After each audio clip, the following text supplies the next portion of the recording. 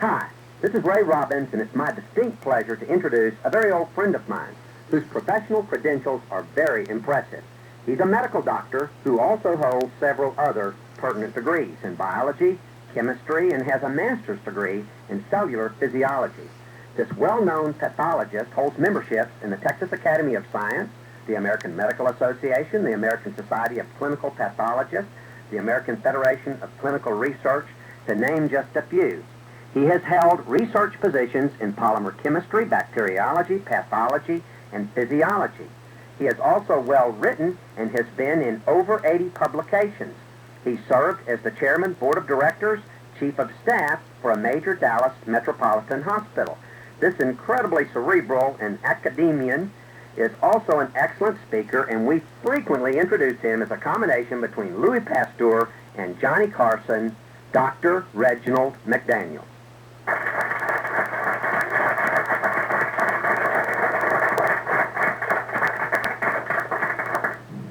Before I tell you a story that I've told several times now, I try to think of some word that comes to mind for the night, and one tonight is B-E-R-C-H-E-R-T, I believe it's the way it's spelled, Beshert. That's Hebrew or Yiddish, I'm not sure I know the difference. It says meant to be. And I firmly believe that what we are doing here at Emprise, what we did at Carrington Laboratory, you're getting here tonight and even being here is part of a plan to take something that can help more people in this way in a quicker time at a cheaper price to do something for them health-wise than probably ever come about before, because never before has a legitimate pharmaceutical, scientifically proven series of work, which I was a consultant at Carrington for 9 years and working with Bill McDaniel, who's been working on this that I will share with you since 1979. Sometimes there's a new book out, The History of Immunology, and it's really a history of medical thought and politics for about the last 150 years, and they point out most everything has to be discovered 5 times, and then it has to be at the right time and all before it's ever accepted if it's a new step forward. I think that the elements have come together on this, and if I had an hour or two to tell you all the things that have happened in my life and other people's life that are involved on this and how we came together, and I think even the term emprise is significant. Emprise means a lofty or a journey, almost a crusade, or a journey or an effort with a purpose. And I think that truly Emprise provides a way of people telling other people how this works and what it can do for them and what it can do in their lives. And Zig Ziglar was mentioned once before tonight, and he says very frequently, if you can just figure out how you can help enough other people get what they want and what's happening in their lives, you don't have to worry about what you need and want out of your life in terms of providing a product or a service for them. And I think that this really is something that allows this to happen. So I think it's meant to be. The story starts in 1985 for me, but for Dr. McAnally, who lives here in Grand Prairie, it started in 79 when he was a graduate student working on his doctorate in the Department of Pharmacology over at Southwestern Medical School. A local fella had bought a bankrupt multi-level company that sold primarily aloe-based cosmetics and health-related preparations. And he went to the medical school and said he would like to pay for some research to find out if there's really something medically active in this plant. The chairman of the department says, I've done some research and all, and I know there's something medically active in it. It removes and blocks edema formation in certain models. This project was assigned to Dr. McAnally, who lives here in Grand Prairie, began to work on it. First thing he found out is people have been using and claiming benefits from the aloe plant for in excess of 5,000 years on every continent, every civilization. If you look at their art, their manuscripts that exist, drawings on walls, the plant's been around, and the Egyptians, the Indians, the Hebrews, all these different civilizations used the aloe plant and attributed healing properties to it. But in about the last 100 years, with the advent of science and medicine, scientific methods, it's fallen disrepute. It had fallen into disrepute, and there were in the literature examples that they said it's wonderful stuff, and others in saying there's nothing there, it's just a fraud. Equally qualified people. There was a key paper published in 1952 in the journal Cancer, and it was by Lushbaugh from Los Alamos. And at that time, the federal government was paying for research to be done, looking for something for burns that could be used by the masses. 5-gallon cans and barrels of it to be distributed over the country in civil defense places. And because American Indians and other groups had used this plant for burns and other skin problems, they were looking at it. Dr. Lushbaugh took a rabbit and they shaved their bellies and took a beta radiation source and burned 6 holes in their tummies. The importance of this type of injury is that with beta radiation, because of damage to the microvascular circulation, they will never heal, just like in when you get a hot spot in radiotherapy for tumors on humans. To the top 2 lesions, he used as control, and he did nothing, and as expected, they did not heal. To the middle wounds here, he took the leaf of the aloe with a carrot scraper and took the green outside layer off and made thin fillets of the clear central gel and rigged up a thing to hold it on there and put fresh, daily prepared aloe on these. And then down here at the bottom, he took aloe that had been cleaned up and made in fillets but had set in a petri dish for at least a week or more at room temperature.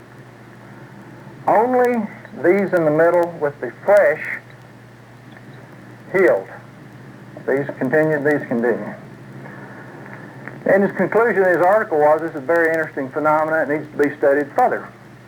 Dr. McDaniel studied it further, and he found out that this healing property that had been demonstrated here, that if you, and let's say it had a week, it was gone, 1 week, that if you refrigerated it at refrigeration temperatures, it would last longer. If you froze it, it would last indefinitely, and when you thawed it out, then it would begin to deteriorate. If you incubated it, much like if you were to let bread rise at a warm temperature and all, that it would disappear faster. This is a pattern of activity of what is called an enzyme, and knowing this, an enzyme digests things.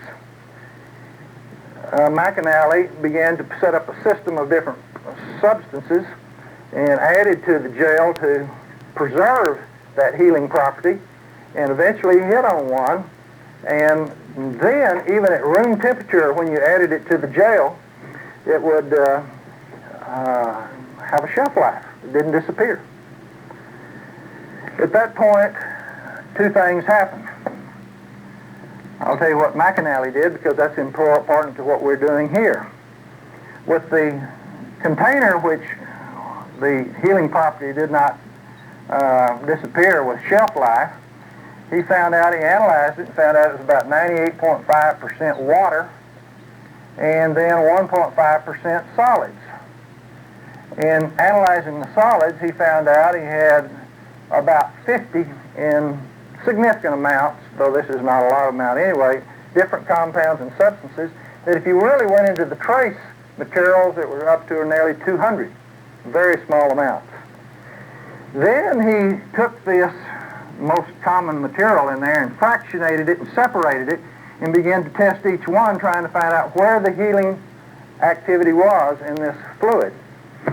He eventually found out it was a complex carbohydrate, which is a starch, and a starch is much like a sugar. And to as an analogy, if you take a pearl necklace, each one of the pearls on it would be like a starch, and if you hook them together, each one of the pearls would be like a sugar, and when you hook them together, you get a starch, and if you keep hooking long enough, you even get wood, paper, and then wood, and the longer the polymer or the chains are. what was happening when we described the enzyme would go along and digest and clip, if you will, between the starch and make individual sugars. And that's what was going on while it was disappearing. He found out that there was a special starch in here that was causing the healing, and it was called a mannan, and that it was acetylated. That's a different group and all, and it was called eventually ace-mannan. And that's the property in the aloe gel that stimulates macrophages, a certain white cell, to release substances that stimulate healing and defense of the body.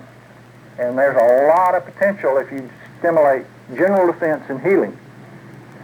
Having gone this far, you got the actual molecular structure of the molecule, and when you do that, you can patent it. When you patent it, other people can't do it.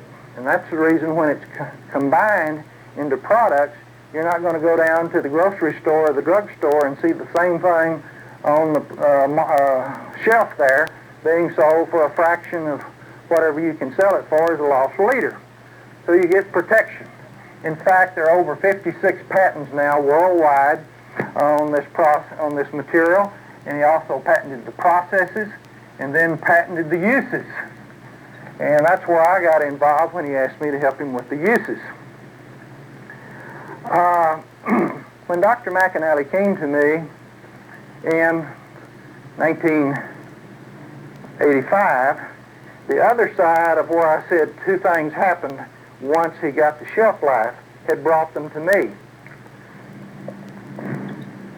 The man who paid for the research began to put this stabilized gel into cosmetics and into health food materials, and primarily sold a material called Carolo, a beverage drink in these cosmetics with the stabilized gel from the aloe plant.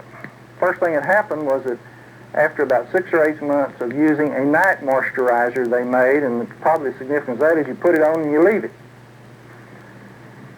They sent in, the ladies did, and these were ladies in the 30s, 40s, and 50s, saying, here's a picture of me last year, here's a picture of me this year. And what they were showing in the pictures that from teenage years they had pits and craters and hypertrophic shiny scars that bulged, and they were gone. That got their attention.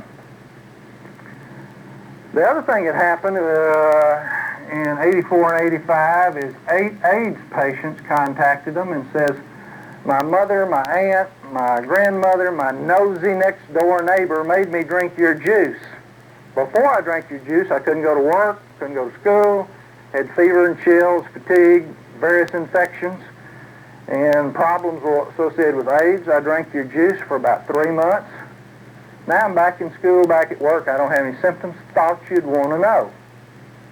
And that's what they brought them to Dallas-Fort Worth Medical Center, because Bill McDaniel lives in Grand Prairie, and came to me and said, would you help us do some research on this and find out what's going on, if it's true what they're reporting to us.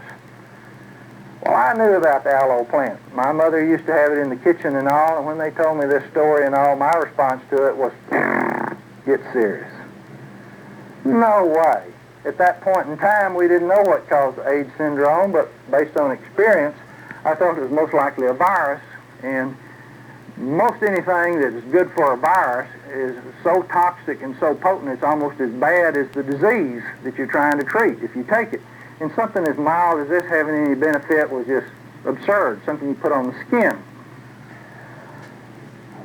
As he and his boss were talking to me in my office, what they didn't know is that I was sick at the time. I had been on a Rotary tour over in England and Wales and got out in a rainstorm and got sick, came back, and had 3 courses of antibiotics for 2 weeks each. And they didn't help, and I was still sick, and this was getting into the 2 months. To get rid of them, be nice about it, I told them that I wouldn't give anything to anyone I hadn't tried myself. Give me some of that stuff, and I'll drink it and see if it's does any problems with it. They warned me and says, oh, it has a mild herbal flavor, but you won't mind it. Well, when I got it that very day, they brought it to me, and I took a big swig of it. I could not believe people drank that stuff on purpose and willfully. But because of what they said, and I was sick anyway, and I'm from the era when everybody got castor oil and cod liver oil for everything, and it has to be, tastes bad to be good for you, I drank it. In about 36 hours, wham, I felt better. Well, it sure didn't do that bitter, stinky stuff. No, I'm prepared for that. But by the 5th day, my lungs were totally clear. That got my attention. So I called Bill McDaniel up and says, what are the names and telephone numbers of those guys said this stuff helped them?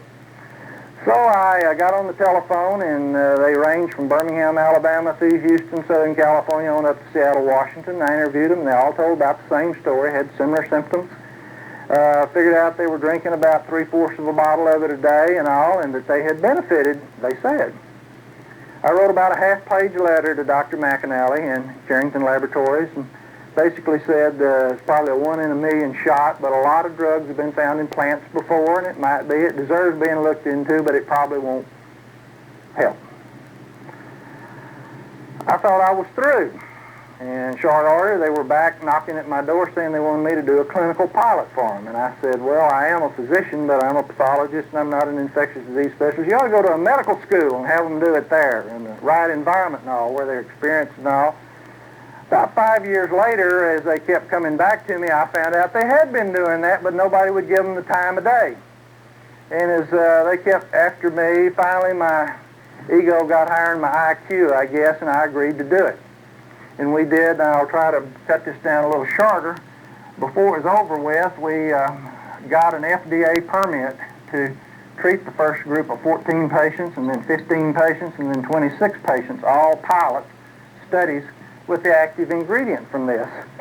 And in the first study, in the first 90 days, they improved 71% on their lab values and clinical scoring, 69% at 90 days with this group, and this group responded similar and all, but we predicted who and would not respond with this in this one. This was an exploratory pilot, confirmatory pilot, and predictive pilot. And in this one, we, with about 87% accuracy, before we treated them, predicted which AIDS patients would and would not respond to what we had done up here, because some of them were too far along. At this point, we presented this to the FDA, and they didn't believe it any more than I did. Fact is, when I was doing it and these patients were getting well, we had set up a virology lab at the hospital and molecular biology procedures there and all, and I couldn't believe that these patients were getting better with a known viral infection. So we took tissue cultures and we tested measles, herpes, rhinotracheitis virus, which is the model for the common cold, and then finally the AIDS virus, all in tissue culture, and showed that the material extracted from this plant was antiviral. Couldn't believe it. And it didn't kill the tissue culture cells. And it was just amazing, so I began to believe possibly what we were seeing here was important.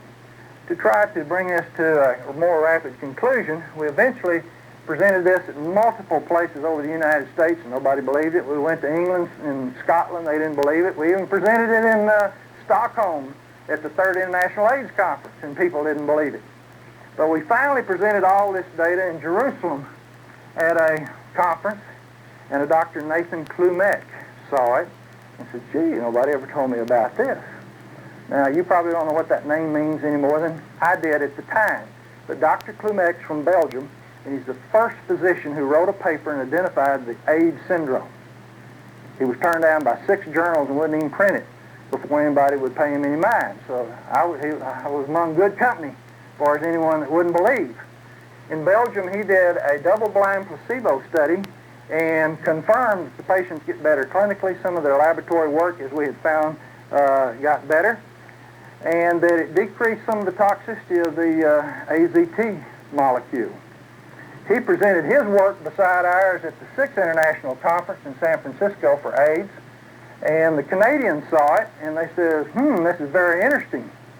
We want to do a formal study, and they did in Canada, and they verified, so they did very far advanced patients that were dying and deteriorating at a predictable rate. Advanced AIDS, advanced AZT damage to the bone marrow. And they showed that the rate of deterioration of the patients was slowed by adding ACE-Man into these far advanced patients, and some of them actually turned around. All of this information was presented to the FDA finally about a year ago, and they approved injecting this into medical students, healthy medical students down in Houston. Didn't kill one of them, much to my pleasure.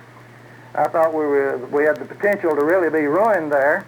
And while all this was going on, there are other studies that have to be done for the FDA, and they're called toxicity studies. And in tissue culture, mice, rats, cats, dogs, horses, sheep, 22 million day-old baby chickens that were treated in another study, no toxicity. Undergraduate students took up to 3,200 milligrams a day down in Austin. No toxicity. The medical students got sterile IV stuff run into them. No toxicity to the bone marrow, the liver, or the kidneys. That is virtually without precedent.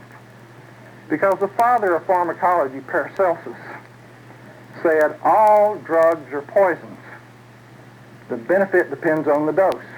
And this caused us a lot of problems because FDA is oriented that they want you to tell them in your toxicity studies how much of this does it take to kill half the animals and how much of it does it take to kill all of them. We couldn't kill anything with it. It was so safe. And so we couldn't fit too well into the regulatory, but by the time we got all this, it was so overwhelming that now down at the University of Texas in Houston, Dr. Galen Marshall, MD, PhD, has been given permission to treat AIDS patients. This is the end.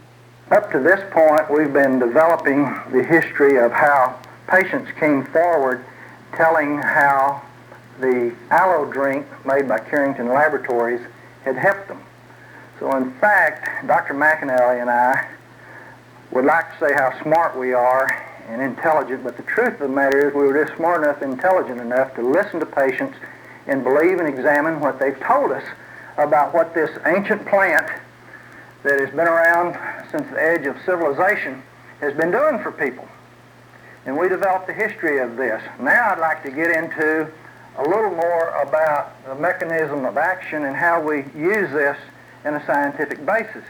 Now I grew up on a farm, and I want you to know I went through college, got 2 degrees there in science, went through medical school 4 years, 4 years residency, 2 years in a master's program in cellular physiology, and none of that prepared me and didn't teach me anything about what we learned from these patients and what I have been involved in the last 9 years as a scientific consultant to Carrington. But I haven't forgotten problems of trying to talk over people's heads, and there's a few people may hear this that know more about it than I do. But the main thing is to communicate and to get the idea of how we got through the next steps. I want to try to put it in terms you can understand. Nearly everyone in health heard about white cells that defend the body and red cells that bring oxygen through the blood. Well, among those white cells, which they said the Army of Defense, you've got the Air Force, you've got the Tank Corps, you've got the infantry, you've got all different kind of white cells that have specialized function. And what we found out trying to find out why aloe works is that there is a huge white cell, seldom seen in the peripheral blood, but we got an award for showing it's in all blood at all times. And it's called a macrophage, which is big eater. Now the purpose of the macrophage is to wander through the body checking on everything. If you saw Roots, and you remember when Kunta Kinte went back to Africa and the old blind wise man sat there with the knots tied and told the tribal history. And he finally came to the point where Kunta Kinte went out into the forest to get the hollow log for a drum. He was using his fingers in the dark, telling the history of the tribe from how all these knots were tied and all. This is much the way the immune system and biochemistry works with the macrophage. It has no eyes, and it wanders around with its membrane, touching and feeling of all surfaces, wanting to know if it's normal me or something foreign or something that's damaged. And when it discovers something that isn't normal, it goes into action. That's the macrophage. It sends out compounds, much like tiny IBM cards, molecules called cytokines. cyto, and kine meaning action. And these are released to other cells of the body to call all the resources of the body in for defense and healing. When the macrophage sees the molecule from the aloe plant, which is called acemannan, which is active molecule, it goes berserk. It makes levels of defensive messages to the other cells of the body at levels never measured before. You know of them. You've read them in the paper and Time magazine. Interferons, interleukins, prostaglandins, acute reactive phase proteins, other substances that the body uses that are antiviral, anti-tumor, antibacterial, antifungal, antiprotozoan to defend the body. And that, in a nutshell, is what this molecule from the marvelous aloe plant that is labile, that must be protected and specially processed, and the basis of the patents from Carrington, which are so important commercially to be able to produce this and commit all the money it takes to carry this to the world.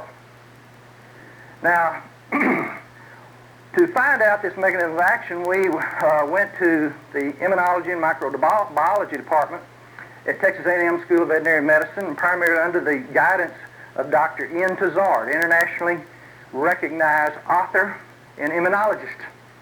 And one of the first things they found out of all these message molecules released by the macrophage, that the T lymphocyte, another kind of white cell, was particularly stimulated. And in addition, fibroblasts were stimulated. And from this, Dr. McDaniel made a wound gel or wound dressing that Carrington Laboratories began to sell in 1985, and found out that bed sores, stasis ulcers, non-healing diabetic ulcers that before nothing worked on would cause them to heal because of the stimulation of this molecule from the aloe plant put in the gel that turned on all the cells for defense and healing. When they knew that this type of thing was going on, they said, well, if you stimulate T lymphocytes, T as in team, then in turn you'll get B lymphocytes as in boy or ball. B lymphocytes, another type of lymphocyte that has the duty to make antibodies for the body. And one of the first things they found out at Texas A&M, that vaccines that they had that were experimental that were no good, trying to develop something that would protect horses in particular, combined with this, became effective and gave protection at levels never seen before. Well, the biggest use for vaccines in animals is in the broiler industry. And this led to giving this to Salve of Belgium, the world's largest producer of animal vaccines. And they didn't believe what they were being told by Texas A&M. And they did a few tests with their chickens, and they found out it seemed to be working. They didn't believe what they were seeing. The reason they didn't believe it was because the best vaccines they had, which was a triple vaccine against Newcastle's virus, Merrick's virus, and hemorrhagic bursal disease, which are the big epidemic viruses of the broiler industry, that with their best adjuvants, and an adjuvant is something that makes a vaccine work better, that they got 60 to 70% protection, which is enough to keep down an epidemic.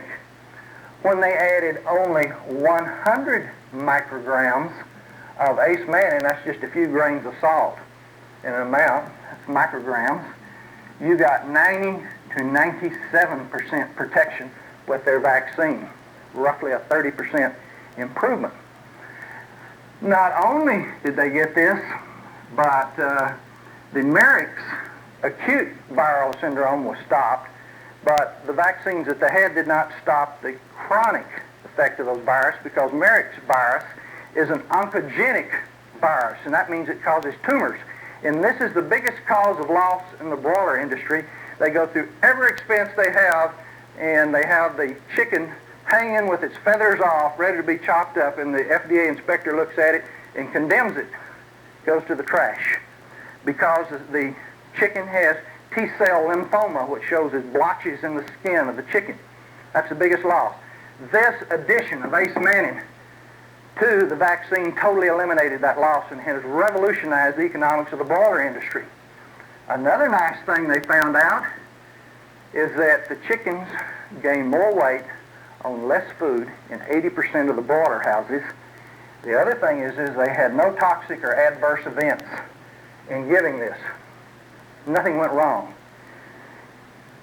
In the early stages, they couldn't believe this, and they finally did it on 22 million chickens and around 15 different broiler industry breeders. Probably one of the biggest biological experiments ever done.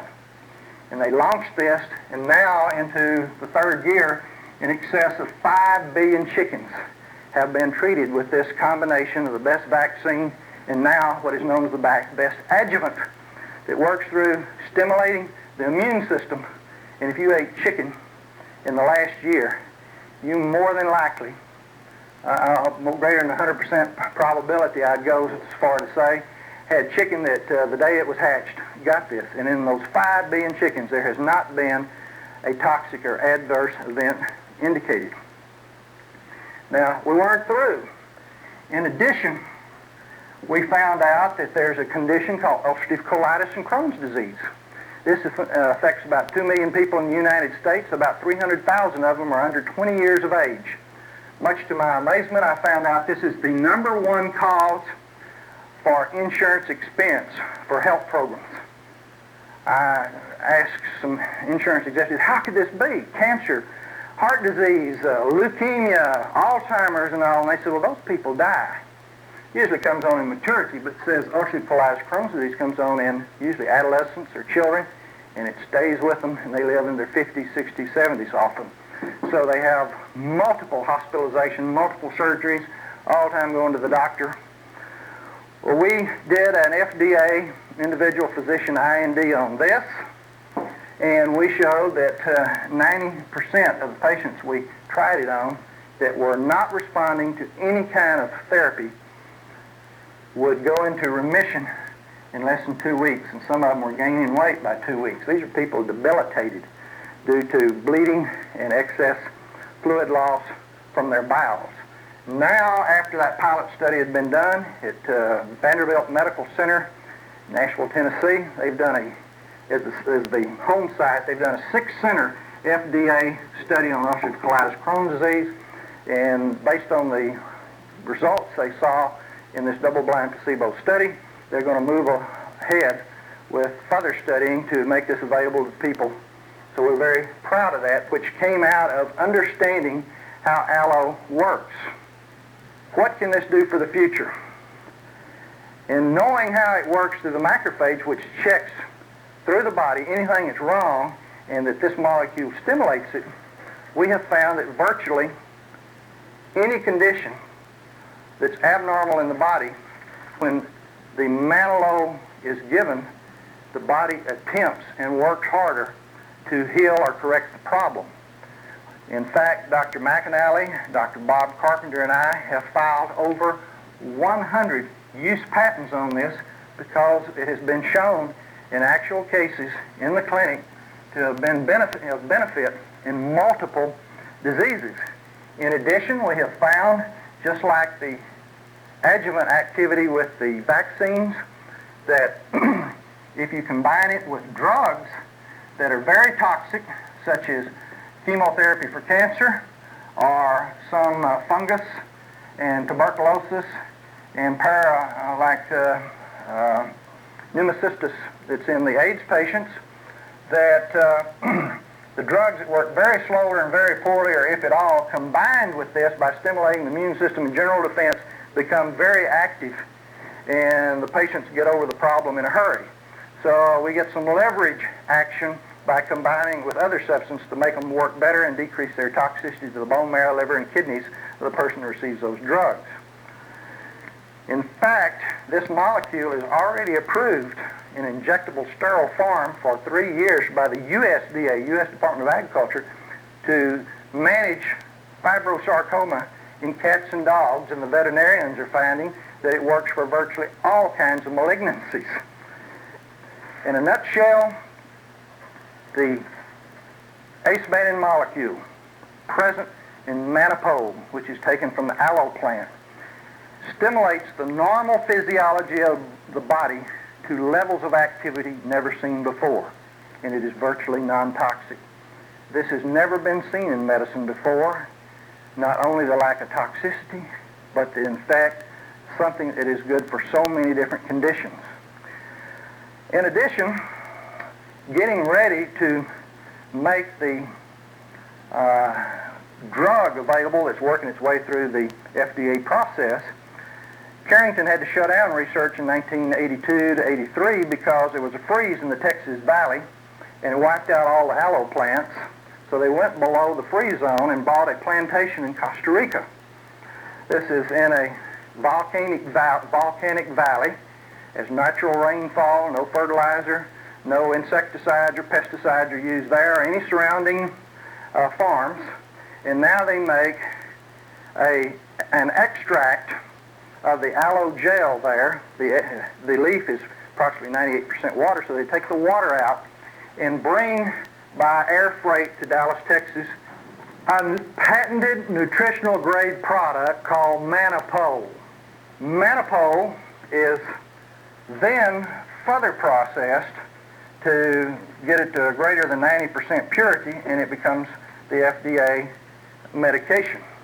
Manipole is complex starch and a nutritional building block, if you will, that can be used by the body for a stimulus and to be broken down into its constituent mannose sugars to make cell membranes and enzymes, a very critical molecule that's needed in nutrition for good health. And unfortunately, in highly refined and processed flours and grains, this type of molecule is removed, but it's concentrated in the Manipole. Why is this so important? Well, as I said before, in the early stages, Dr. McDaniel showed, along with Dr. Lushbaugh, that this is a labile molecule and disappears. In the processing and getting this freeze-dried the very day that the leaf is cut from the plant, this labile molecule is preserved and freeze-dried. It probably lasts 100 years and be available. This is important because in the aloe industry, there's been some real problems. In fact, in 1981, the FDA was about ready to shut down the industry because in a survey that they did, they found that over 90% of the aloe sold on the shelf in the United States was fraudulent. What do I mean by fraudulent? These people, many of them, weren't even buying aloe leaves. They were taking apple juice and white grapes and adding various things to it and selling, saying it was aloe. Others were taking aloe leaves, processed in questionable ways, but diluting it to the point you couldn't even assay and find out that it was an aloe product, that had ever seen an aloe plant. The International Aloe Conference was founded in 1981 to try to change this. This was from within the industry. And there has been progress made. Their current analyst, Dr. Richard Pelly, the University of Texas Health Science Center at Galveston, PhD toxicologist, now is the referee analyst for the International Aloe Science Council. This year, 1994, in June, he presented a paper at Las Colinas in Dallas near the airport saying that they had made progress, that only 70% of the aloe offered in the United States is fraudulent. So about 30% of it shows evidence. Much of that, which is in the 30% that is really from the aloe plant, the vast majority of it shows no evidence of having the unique mucilaginous polysaccharide that is ace-mannin in it. When they made it, it may have been there, but within a week it went away if you don't use the special patented process to preserve it. In addition, many, to take the bitterness out of the aloe, run it over charcoal, activated charcoal. This takes all the ace-mannin molecule, which is in the mantelo, out.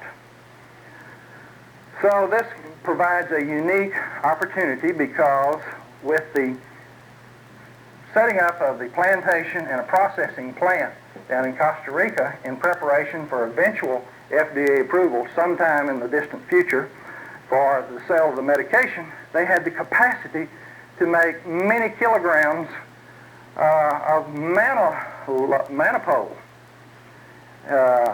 Emprise International, located right here by, in the same neighborhood, if you will, of Carrington, was in the nutritional supplement business and signed an exclusive contract to take Manipole and to take it to the people as a nutritional supplement. We found out that by adding lecithin and other free fatty acids to the molecule, that there's a great increase in absorption of the important molecule, because long ago we found out from the aloe juice made by Carrington that has the molecule in it, the bioavailability was low. By combining the lecithin, we have evidence clinically, and we need to do some more experimentation to clear this up, but it looks like 3 to 4-fold increase in absorption is brought about by increasing the bioavailability with this lipid substance. What all I've been telling you means that consumers who are benefiting from the multi-billion-dollar aloe industry that by its own admission is rampant with fraudulent product estimated to be 70%, for the first time has access to Carrington Laboratories' patented pharmaceutical-grade aloe extract. And it's in a more bioavailable form, thus more effective. There is simply no other aloe substance like Manipole. And there are 3 very effective ways to utilize Manipole. First is a standard, standalone dietary supplement. Second is a catalyst and other nutritional formulas. I mentioned the synergism that we have seen repeatedly by combining it with other less effective agents. And as no better example is how it's used as an adjuvant in the vaccines for the chickens. Third use of Manipole is a key component in skincare formulas. I can absolutely say to you that nothing on the market can compete with Manipole as a dietary supplement or for topical skin use. I predict that before the final chapter is written in this story, that the nutritional use of Manipole and the pharmaceutical applications for eighth man will radically impact our healthcare industry and prove to be the most important natural component discovery of all time. Thank you for your attention.